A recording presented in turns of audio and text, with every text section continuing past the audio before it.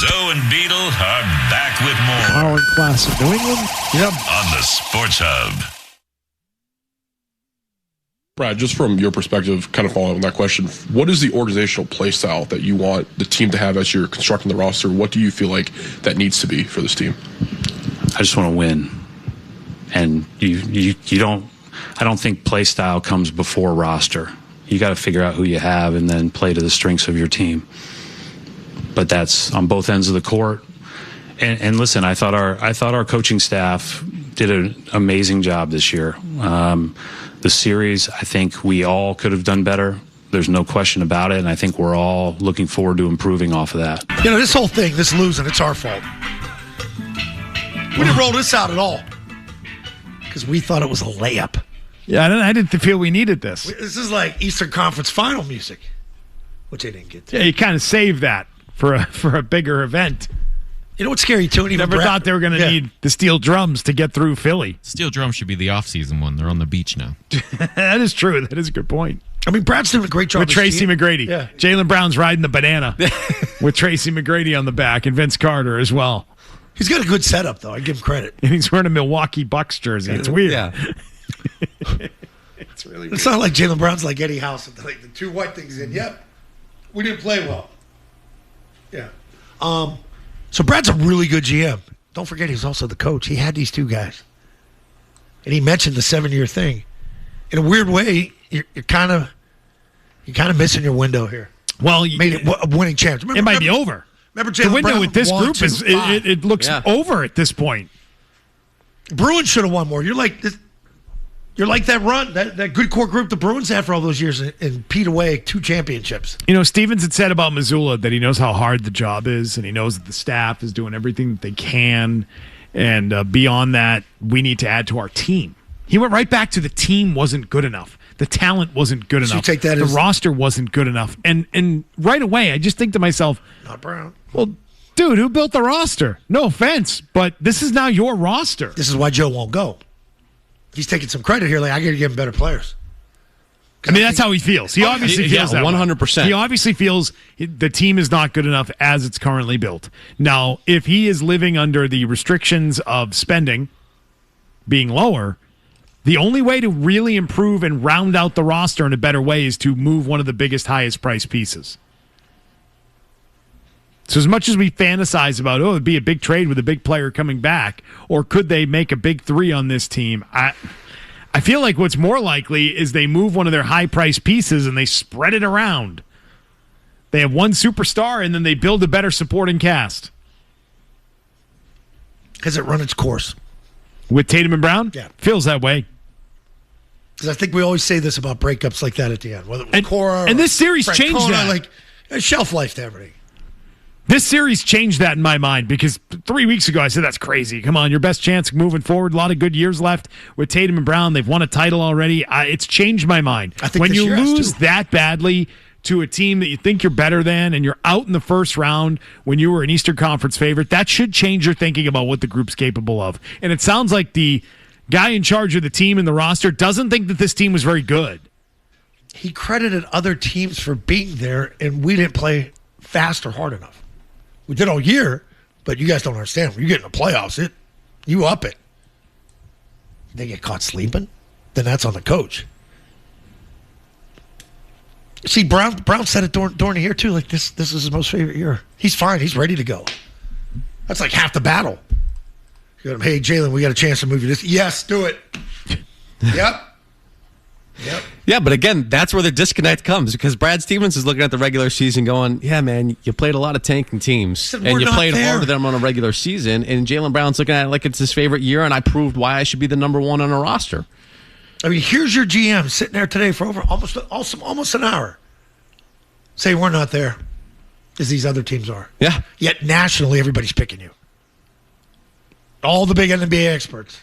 Everybody on set. Where are they at? Not TNT, they're at ESPN now or whatever. Ernie and the crew. Stephen A. Smith. Boston's a team to beat. GM didn't feel that way. Kind of knew it. Just seemed, yes, it's us. They played better. They deserved it. Peter in Wakefield has been hanging on. Thanks for that, Peter. What do you got? Hey, guys. Can you hear me okay? Yes, sir. Okay, I just got a couple of things here. The first thing is I want to talk about Jaylen Brown and about Brad Stevens' team. Okay, Jaylen Brown's got to suck it up, man. He's making $70 million a year, and he's bitching and moaning.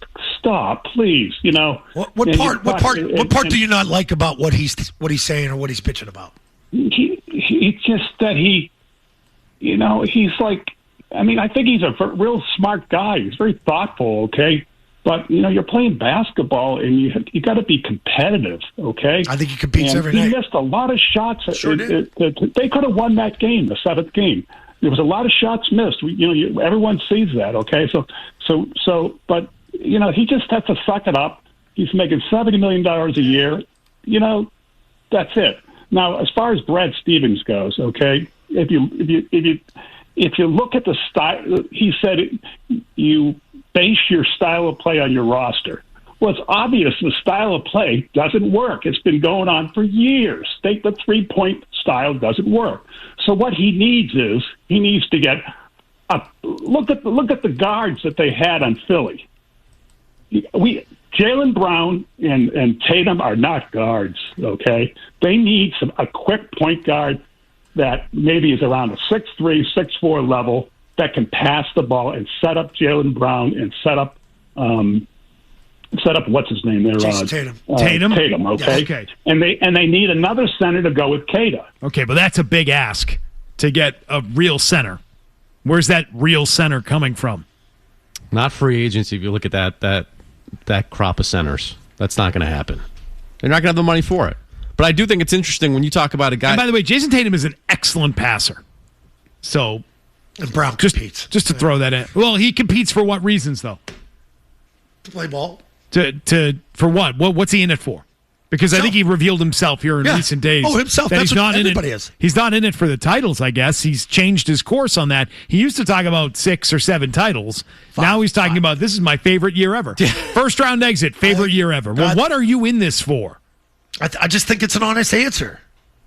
And then he always plays the victim, which is really getting real old, by going on Twitter and then saying that it's clickbait, what's been put out there about him, that it's clickbait, what the headlines are about him in recent days. It's not clickbait. If you want to go on and turn the light on and do the Twitch stream and say the things that you said, it's going to get talked about. And I also think he doesn't do anything without a purpose. Caller said he's a thoughtful guy. Yeah, I think he is. Mm-hmm. I think he thinks these things out. I think Tracy McGrady saying what he said is not coincidence. It's not an accident. It's not a guy who's speaking out of turn. I don't think any of that is true. I think it's with purpose that it's being put out there publicly that he is frustrated with the Celtics organization. Fine. Find him a new organization. Do that. I'm all for moving a player when they don't want to be there anymore. And they're doing it through the media, not by saying it to Brad Stevens. And I think Brad Stevens is playing coy a little bit on what he knows or what he believes about Jaylen Brown's thoughts on the Celtics organization. And I think we're going to wake up some morning to a Shams tweet telling us that Jaylen Brown's been moved. Jason Tatum is now back. Are they going to run the offense through Jaylen Brown next season? Nope. No. They're not. Let's pick it up with more of your calls coming up next. No matter where. Smoking meats in the Fenway. No matter when. Here we go. Ad-lib time. That's awesome. Zolak and Bertrand, the Sports Hub. As you assess the growth that took place throughout the roster this season, but also a first-round exit, how significant do you think the changes need to be to have a better chance at a championship next year?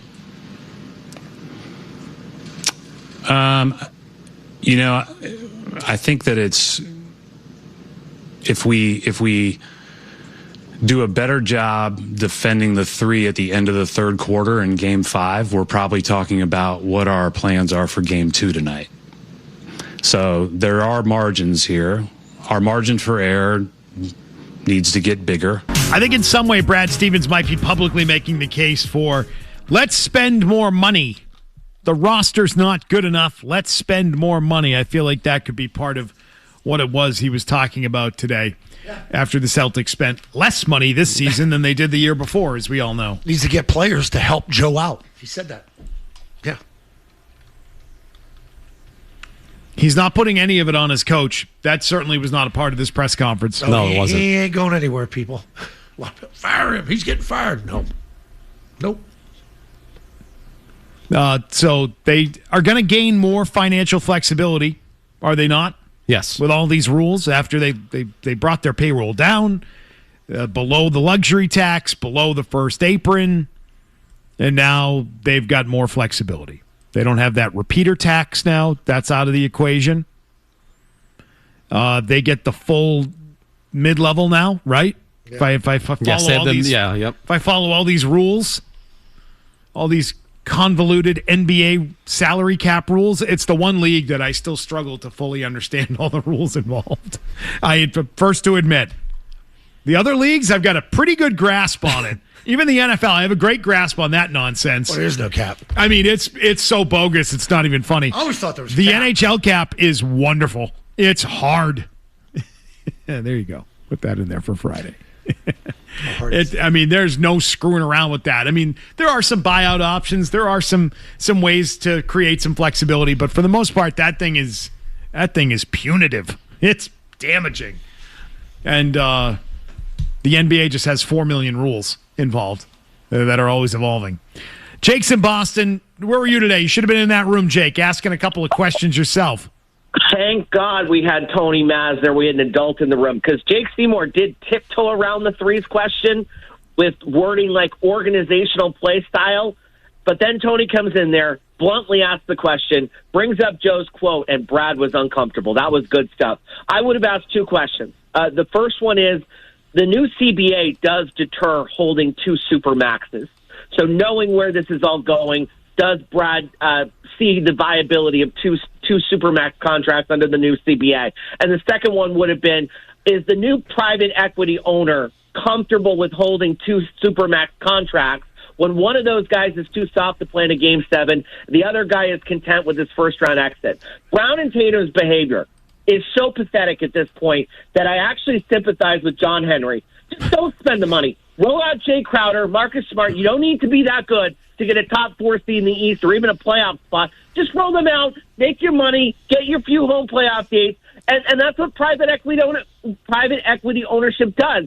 So, why hold 2 supermax contracts when these are the 2 guys that they're being spent on and how little they actually care? Well, why have 2 if you don't think the pieces fit with each other?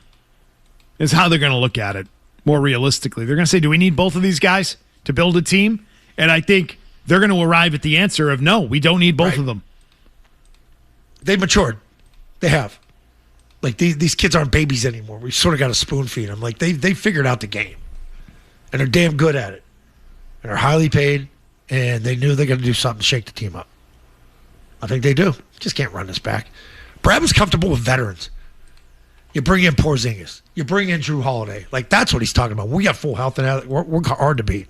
That's when we're at our best. He doesn't look at this lineup like this is our best lineup. Nothing about Derek White in that press conference either. Thought somebody would ask him about it. Or maybe they did and I missed it. Andrew's in Fairhaven. What's up, Andrew? Hey, what's going on, guys? What's up, Zoe? What's up? Hey, this Jaylen Brown Twitch stream makes me absolutely sick, taking zero accountability, false agendas. The only agenda, like Perk said, is you made no shots and you lost a 3-1 lead, lost 3 games at home. And Beetle, I got a question for you. Yeah. You like Imagine Dragons? I do. Well, Imagine Dragon these nuts on your chin. Have a good day, boys. Good one, Andrew. Oh, way to go. He landed that. I knew that's it was how it's done. I just wanted to wait for it. I'm like, where's it going? Under. Where's it going? Hell of a job. I like that song, Demons. That's my favorite. Dragon House Nuts, huh? That's a good one. Do you use Dragon House? Have you heard that one before? I've never heard that one. I've never That's heard a it. good one. I'm going to use that one of my kids later. They're going to love that. I've heard the Teabag one. Big Little T, yeah. There's so many. Beetle, listen. We were talking CDs or tapes when you weren't here yesterday. You missed it, dude. Damn it. Yeah. I used to do that to Truth. I said it out loud. I said, if so we're here, you can say this. I made sure to get that in there for you. Hardy used to get so pissed. because he would fall for it every time. Harrison Roxbury says Brad Stevens was contradicting himself in some ways today. What's up, Harris? Yes. Yeah, 2 quick points. When Stevens said that Jaylen Brown didn't have a good a year that he think he had because everyone was tanking, then that logic should apply to Joe Mazzulla when he said Joe Mazzulla had a great year coaching. Well, obviously he didn't because half the league was trying to tank, so should not apply to him. My second point is, yes. I've seen this movie before with Kobe and Shaq, and the team went with Kobe. It didn't turn out that great for Kobe. For 5 years, the Lakers sucked. So be careful what you wish for if you want to split up the 2 days. Yep. No, I do agree with that. But you're going to be completely different. Yeah, there's a massive risk in it that you don't build a team that's a winner. So the difference would be, though, if you bring in Giannis, you're bringing in another elite player, where the Lakers brought in, Caron Butler, Lamar Odom, and tried to do that, what you're talking about, Beetle, which is let's surround them with some more pieces there. Is he going to be on load management? Is he going to be one of those guys that sits every once in a while? Giannis? Yeah. I would imagine. I mean, you're not going to get 82 games. Right, in his age, but see, these are the things you have to think about. Because you didn't do that with Brown. Brown and Tatum want to play. Well, we always talk about how great it is that these guys play, and then you get into this series with Tatum, and you say, well, he should have played less. Yeah. That was stupid. Or pushing the minutes, probably get into 40. Probably should have had him play less. Yeah. Whoops. Maybe that load management thing that other teams are doing should have applied to Tatum a little bit more down the stretch, getting ready for the playoffs. Or maybe rest him in Game 5. But or just rest him more along the way once he made his return, and don't stretch him out to 40 minutes a game so quickly. That has proven to be a problem. Big issue. Bill in Maine on Tatum. Hi, Bill. Hey, guys. How you doing today? Good. Watching that last game was upsetting me. One of the reasons was Jason Tatum looked like he was at a funeral. And the guys were trying their hardest. I didn't see him clapping. I didn't see him doing anything to support the team. He was just sulking the whole time. So when you think about trading people, I wouldn't mind trading Tatum for Giannis and having a whole different complexity to the way they play the game. And I think that would be the best idea. So that's my thoughts. I'll listen. Okay. Well, my question would be, Bill, does Jaylen Brown want to play with anybody else of his caliber? He doesn't want to play with Tatum, it appears. He's got frustrations. Okay. And things had to change when Tatum came back, and maybe in his mind it ultimately led to their demise, which is a total lack of accountability. But does he want to play with another star, or does he just want to be the star on a team? Well, I think this is internal. This started from day one with him when he became a Boston Celtic. When they booed that pick, and then the next guy was picked exactly where you were the next year, and they loved that guy. You don't forget that. So that's in the back of his mind. I know he's a different cat. I know he plays with a chip.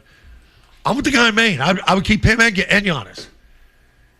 There might be some injury things with Tatum.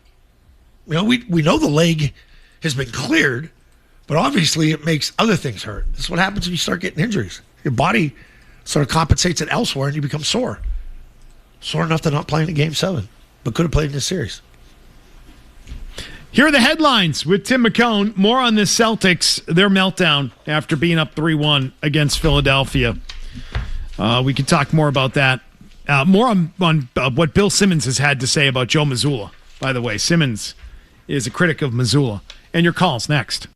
We're back with more Zolak Bertrand. I mean, those are the things I'm working on with third graders. On the Sports Hub. I thought Mazzulla was incredible in the regular season. It was honestly, I voted for him for Coach of the Year. I thought he was incredible. I would have too. And I don't know what they were thinking with this playoffs. I have so many questions. And look, did Philly win this series or did Boston blow it?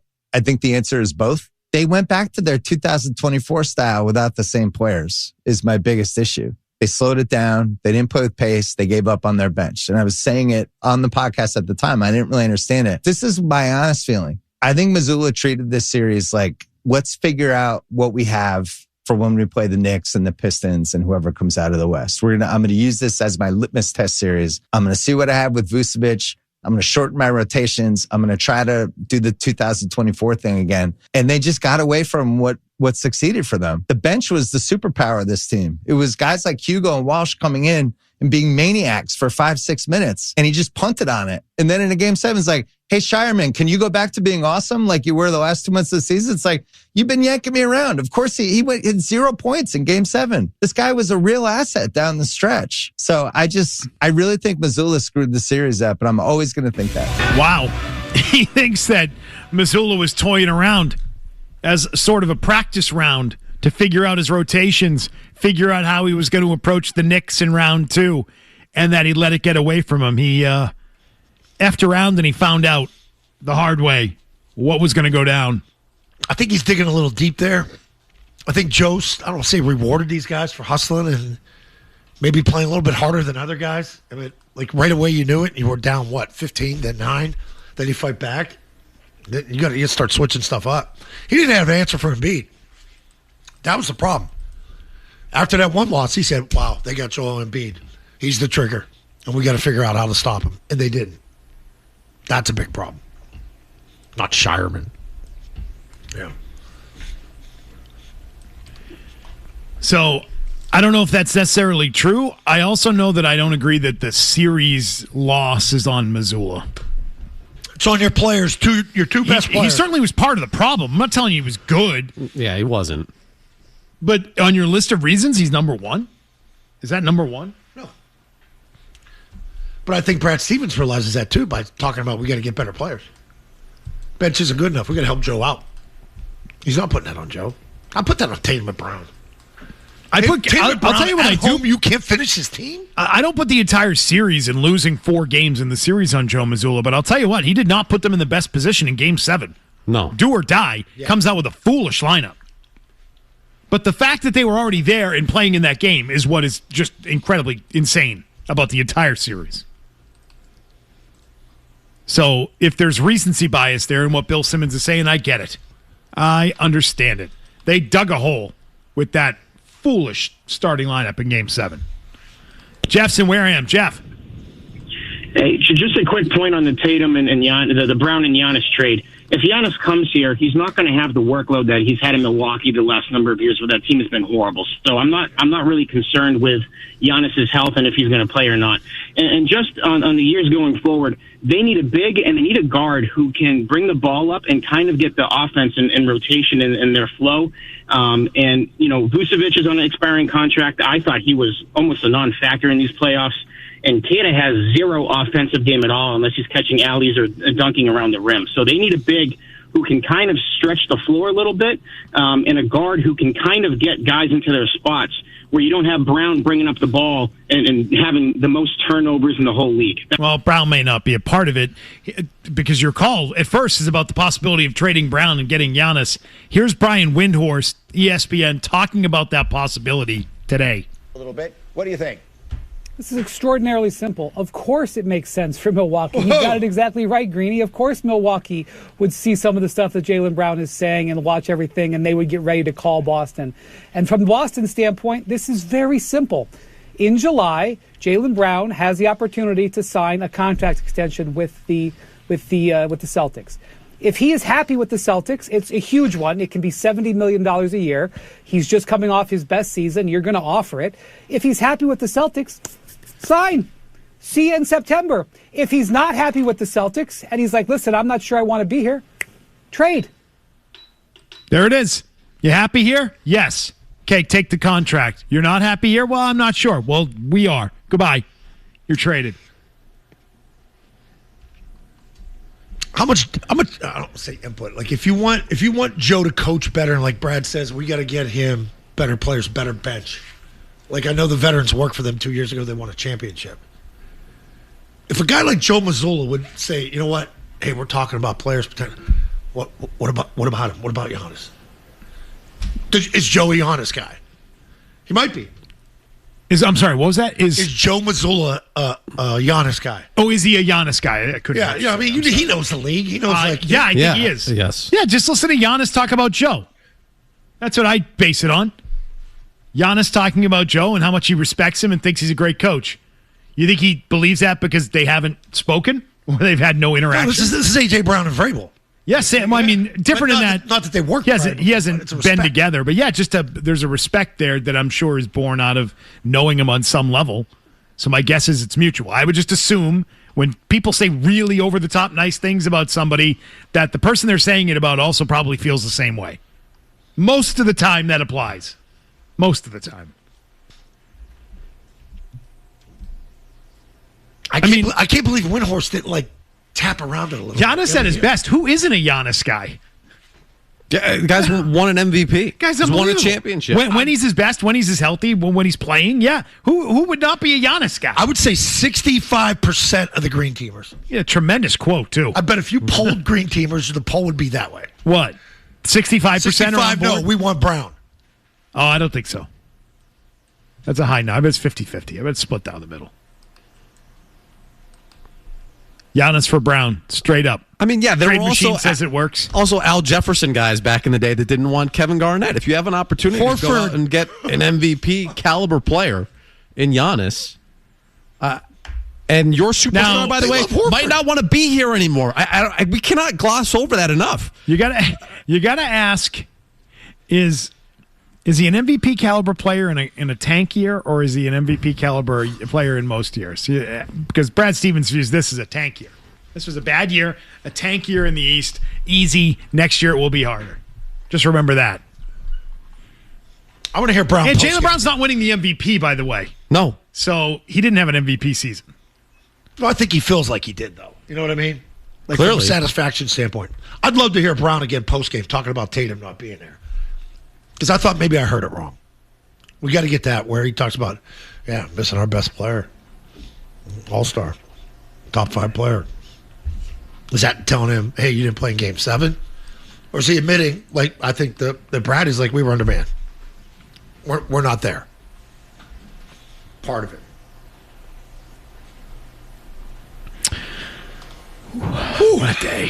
What a day with these Get some Celtics. food. Yeah, I think they got a little something coming for you. I know. I saw the pizza order. I heard down the hall. I heard Matt Callahan is something here else. today. What is it today? We got something else. What is we it? have a listener submission. Greedy.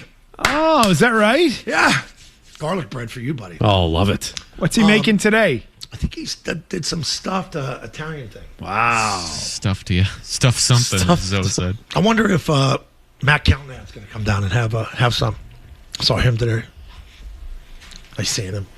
Get my mulch next week, baby. There you go. And you're spreading it yourself again? Can I have black fingers until July?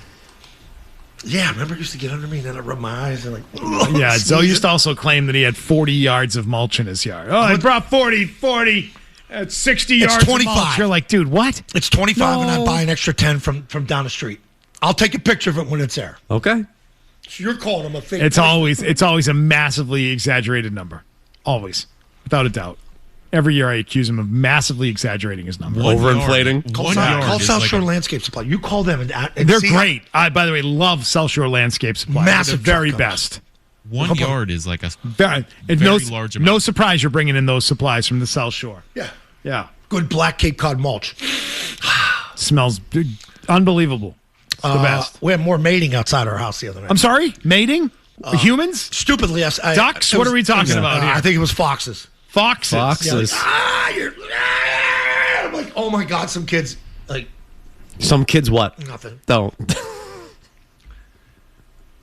I told you guys about this a couple years ago. It's like, I don't know if it's their mating season now or what.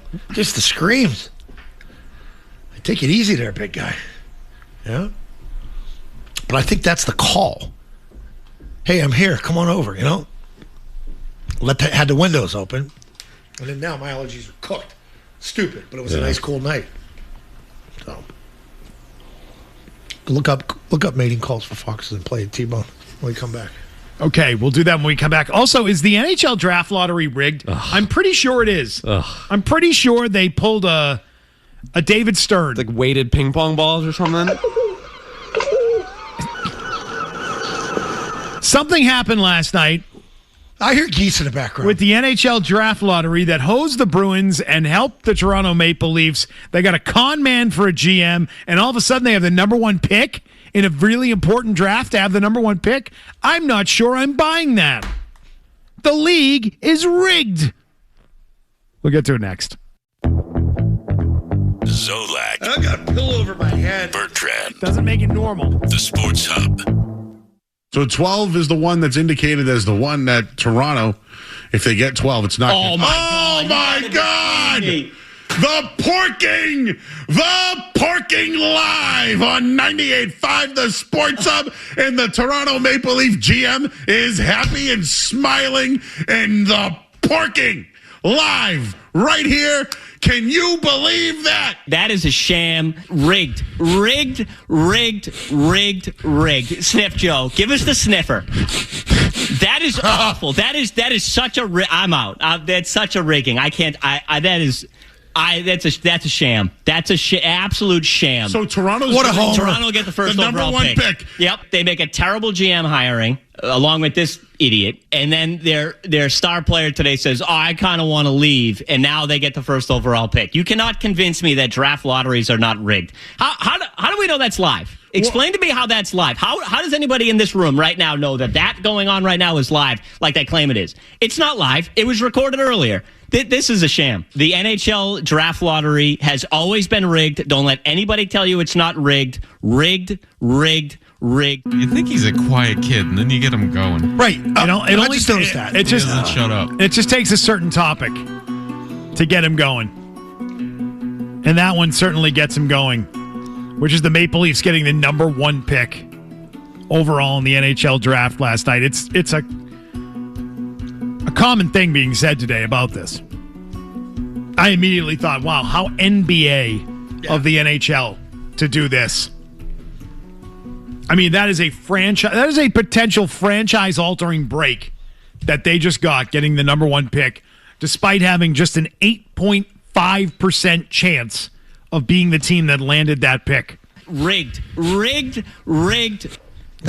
Kevin Majori, by the way. Yeah.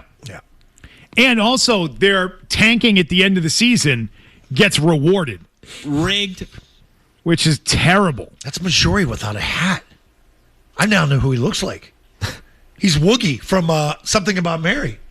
All he needs is a couple hives on his neck and scratch him for Halloween, and somebody could go and dress up like Ted with his hair sticking up. I mean, they were a playoff team every year for a decade, and then they have a drop of about 30 points from last season. They're definitely tanking at the end, and then they end up with the number one overall pick. That's the way it should be. Way it should be. What? I mean, tank for luck. Suck for luck. Negative news cycle around their new GM hire. Their captain threatens to leave. And a day later, they got the number one pick. Yeah, that seems suspicious. Rigged. The GM has fake computers with fake data behind them, right? That story breaks yesterday. Like you said, Austin Matthews suddenly wants out, but you know what? Now Toronto's going to get the number one pick. Feels a lot like the Dallas Mavericks getting the number one pick after the Luka Doncic trade. Yeah, and all of a sudden you get Cooper Flagg. Weird how that happens. Rigged. Majori's pissed. He is pissed. He's in here today pacing. Now, it directly impacts the Bruins in that the Toronto pick that was scheduled to go to the Bruins was top 5 protected. Oh, my God. Forget landing at 3, 4, 5. It landed at 1. Oh, my goodness. Watching it, too. The one ping pong ball. Number 12 was the only thing you couldn't have. And just, it's the one lotto ball that you want. It's a loaded ball is what it is. It's made of marble, while the rest of them are made of plastic ping pongs. It's a golf ball. It's a golf ball. Yes. It's weighted. They got a weighted ball in the bucket for the Maple Leafs. That's how they did it. Bogus is what it is. So now the Bruins pick from the Maple Leafs converts to an unprotected 2028 first-round pick. They got to wait 2 more years for this thing. Right, and now you've got Austin Matthews, who will probably stay in Toronto. You've got this kid coming in who's supposed to be a generational player. Like, great. So now that's gonna land like right at what, like early 20s or something like that. You know what I mean? It's just it's so frustrating. The only thing I would say is you can use that pick now. It's not protected. There are no conditions on it. You can trade that baby right now in 2026 and better position yourself in 2026.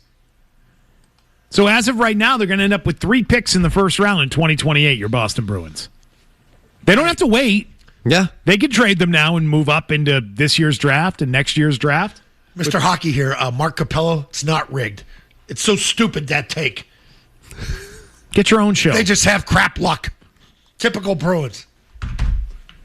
These are all the Bruins games, man. The rigging isn't about screwing the Bruins over. The rigging is about the Maple Leafs getting number 1 overall. Getting gifted the number 1 pick. It's not rigged to hurt the Bruins. It's rigged to help the Maple Leafs. Right. Had nothing to do with the Bruins. It's like Cooper We Flag, were interested in this pick because of the Bruins angle on it. That if it landed at 6 or 7, the Bruins ended up with a top 10 pick now. So for a whole nother year, this is still going to be a Brandon Carlo for Fraser Minton trade. Ah, jeez. What a downer. What a downer. But good job by Kevin Majori. I'm sure we're going to hear more from him in the Felger Maserati program about this. Do you have a Toronto sweater? He's pissed. Do you have any Maple Leaf sweaters in the collection? Oh, he's got 4. 4. He knows right 4. away. He just put up a 4. He goes, I got 4. If they get 12, it's not. Oh, my God. The porking!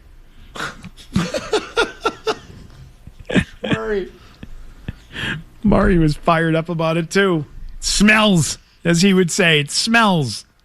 Last night, also, Red Sox were in action. Some interesting happenings there with the Boston Red Sox that we will address. They win, but it's never uneventful, is it? No. With these guys. No. Never uneventful. What's so funny back there? Just listening to Kevin. Oh, bitching about the pick still. We'll talk Sox coming up after this.